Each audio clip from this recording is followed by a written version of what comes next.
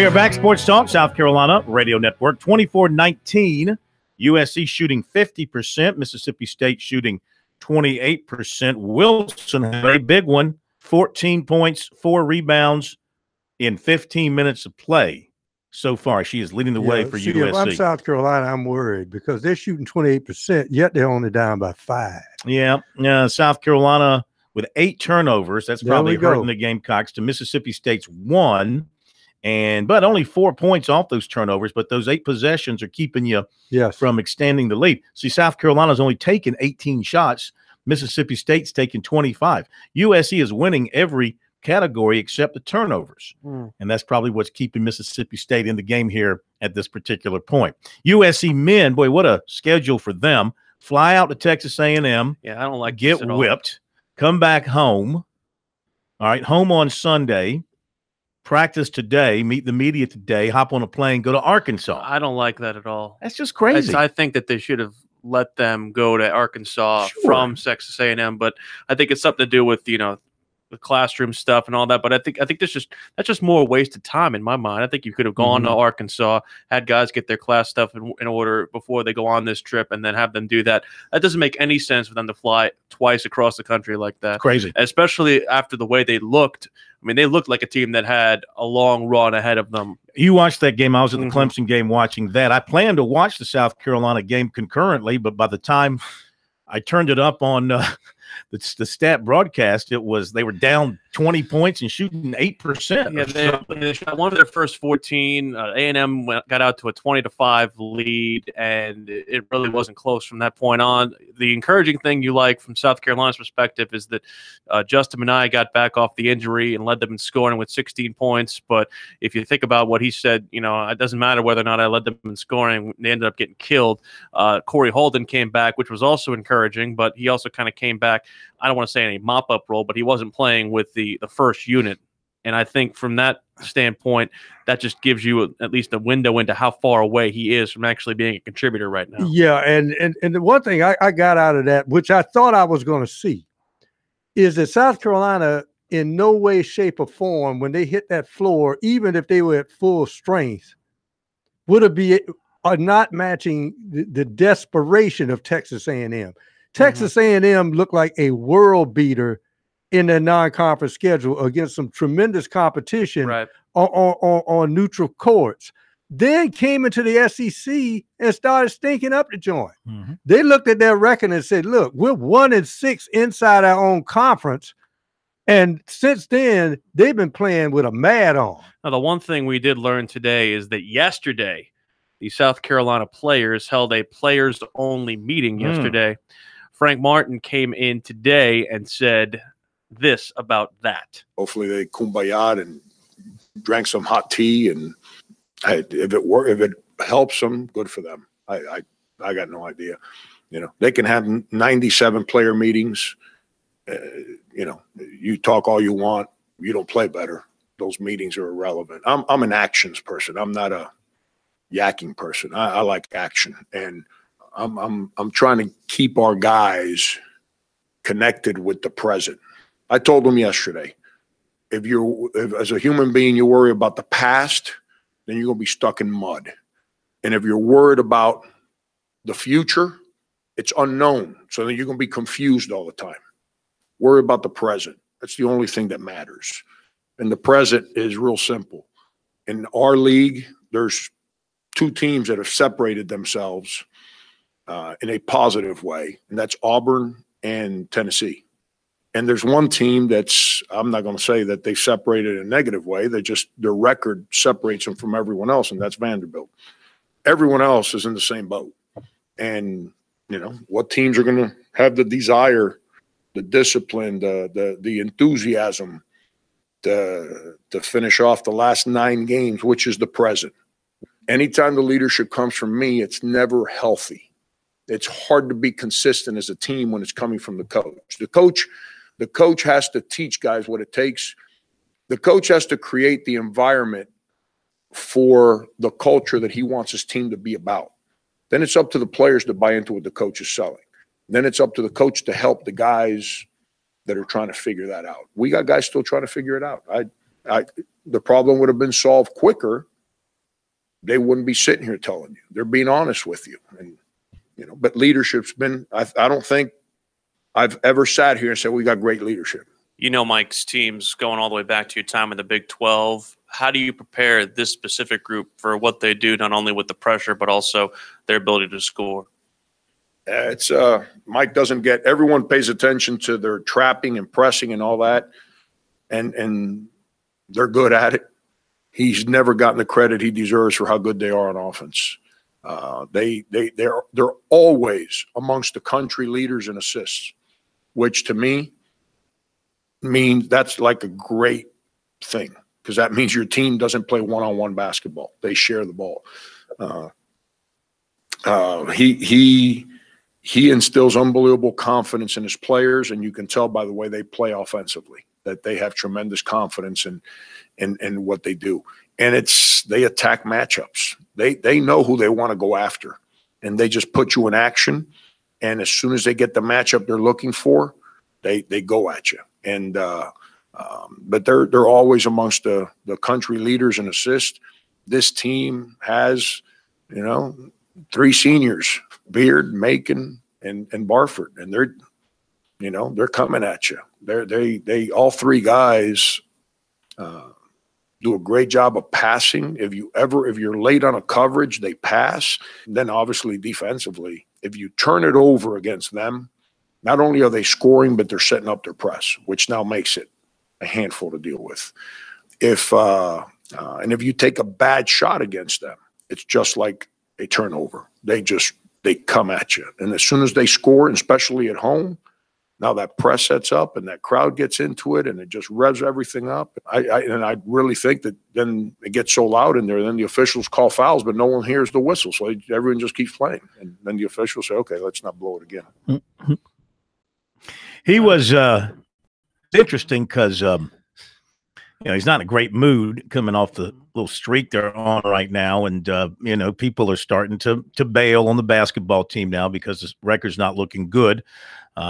He was kind of all over the place, but he was getting asked a lot of questions, and I kind of blame myself. Actually, I blame you more because it was your assignment, but I blame myself too. Why do you blame me? We didn't ask. We should have asked some more basketball questions. I asked about Arkansas. Calm down. Do you have to scream every time you're challenged? I asked a legitimate question. I'm the only one who actually asked about the game tomorrow. Let's act like we're sitting at a bar having a cold one. I was the only person who asked about the actual game tomorrow. But we should have asked about, for example, does Minaya get his starting job back? Is he back in the starting lineup? Will it be Booker starting tomorrow night? Didn't ask that question. We know what the question answer is going to be. What's the answer? If he's healthy, he's going to start. Okay. That's their linchpin on defense. Just wondering. How about Holden? How much more can he go after playing some on Saturday? How healthy is the knee coming off the game? How much more can he play? Again, I think you're down. I'll take the blame. It's on me. Okay. You want me to answer the questions for you? I can answer the questions for you. But you don't have to get this is so testy. This is more mental. Brian, you ever seen anybody as testy as this guy when you ask him a question? Here's my issue. It doesn't matter who they put out there that's on scholarship right now. They are a bit of a dysfunctional team, in my opinion. It doesn't matter who you put out there. I think that's what people are realizing. Is it that's a question for every team except Auburn, though? You don't know what you're going to get coming out on that exactly. Here's the point with Holden. Holden, right now, his big thing is mental. I remember what I used to do. My big thing is mental. Could I move quicker on this? Do I worry that knee is going to go again? See, I think that's more of a mental challenge for him than anything physical, because we saw him against Clemson that showed flashes, but when he tried to make a quick move, that knee went. I think he worries about that right now. I think the problem is in the fact that South Carolina right now just can't seem to get out of its own way. Like you said, you don't know what you're going to get on a given night. Right now, the Gamecocks are going to play in the first game of the SEC tournament at 7 o'clock on March 7th as the 12 seed. Just looking ahead down the road for that. Be right back.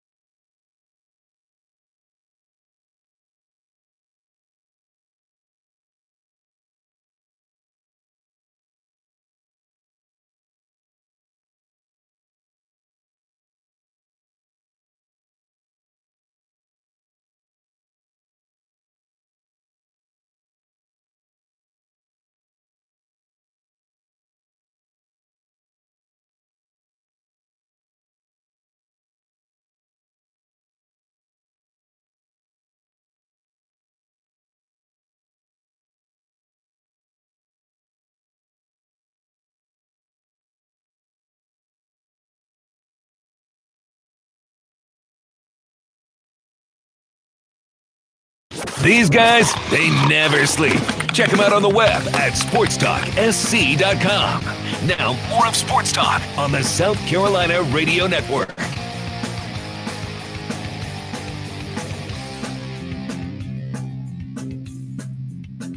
Okay, we're back. Sports Talk South Carolina Radio Network. If you want to join in, 800-956-7266 is our phone number and our final minutes on this Monday night. And be sure to check out foundersfcu.com and learn how they can assist you in all of your financial needs. 800-956-7266 is the phone number. They've gone to the break at Mississippi State in a big turnaround. The Bulldogs now up on USC 29-28. Span missed a three-pointer by USC at the end, and that allowed Mississippi State to go in, even though with the lead, even though USC is out shooting them 43% to 33%. The Gamecocks have had 9 turnovers to only 2 for Mississippi State.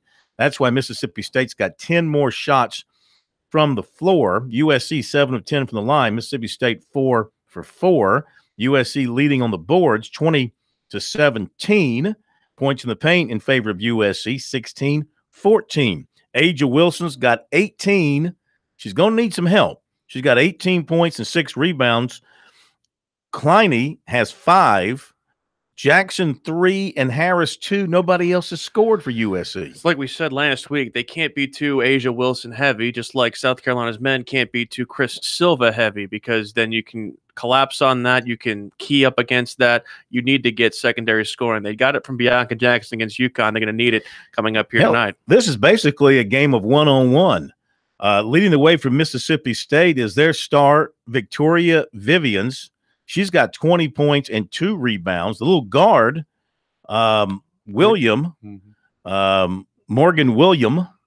Why she doesn't have an S on the end of her name, I don't know. She's got 0 points, and only 0 for 3 from the floor. Blair Schaefer, who went off against Missouri, just 2 points on 1 of 2 shooting. It has been a little bit of one-on-one between those two. I wonder if Morgan William is related to Clemson's Malik William. He doesn't have an S on the end of his name either. I'm just throwing that out there. I sincerely I'll tell you what, she didn't need an S after she had that winning jumper against UConn the S is on her, last year. The S is on her chest is what it is. There you go. What? What's wrong with that? By the way, South Carolina, we're talking about, I projected them as a 12 seed. I mean, they're tied for 8th in the league right now with 1, 2, 3, 4, 5 others at 4 and 6. So, I mean, there's a lot of upward or downward mobility left for the Gamecocks. I just was counting. They're listed 12th in the league. So if they were to finish 12th in the league, they would play in the opener. That's the 12 versus 13 game. Be a 7 o'clock tip in St. Louis. How do you feel about Arkansas from not only a team standpoint, from a coaching standpoint? Because the one thing I do not ever like about Arkansas is the bullheaded nature of what Mike Anderson does with his defensive press.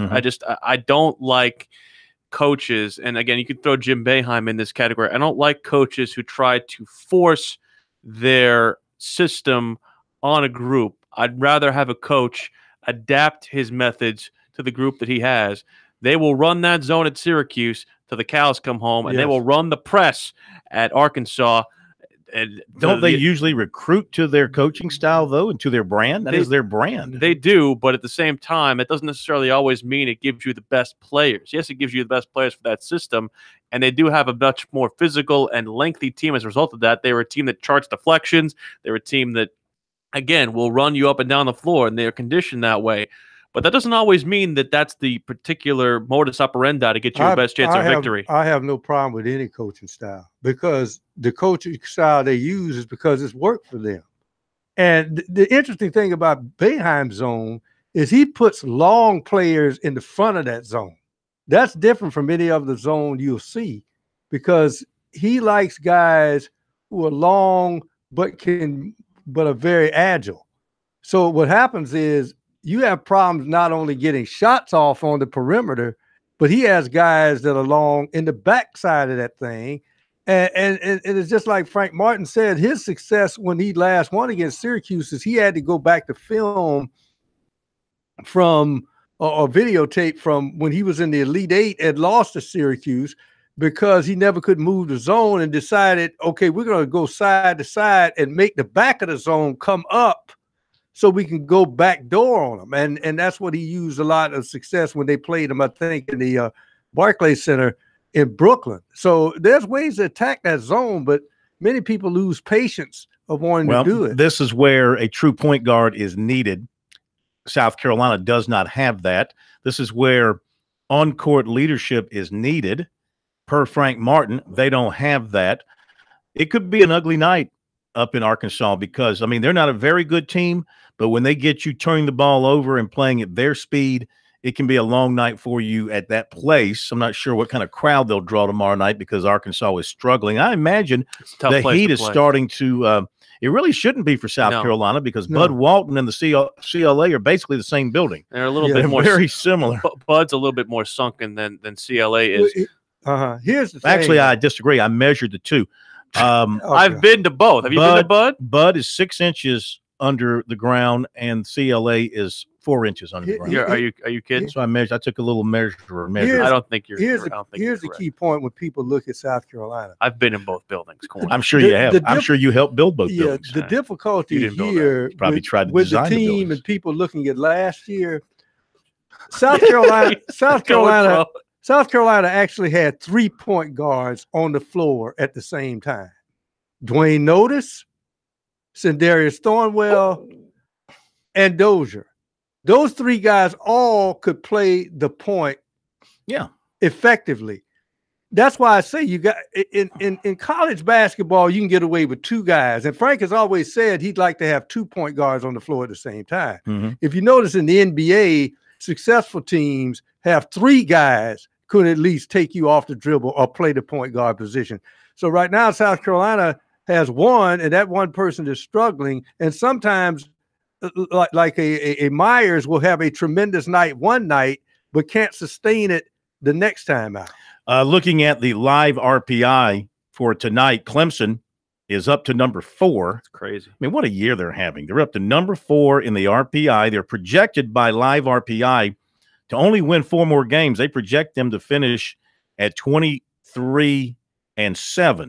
With 7 games to play, so they have them going 4-3. They have them losing to Duke, I guess, and at Virginia Tech. And what's the other one? They expect them to finish 12-6 in the league, so they project them to lose 3 more league games. This is just a projection.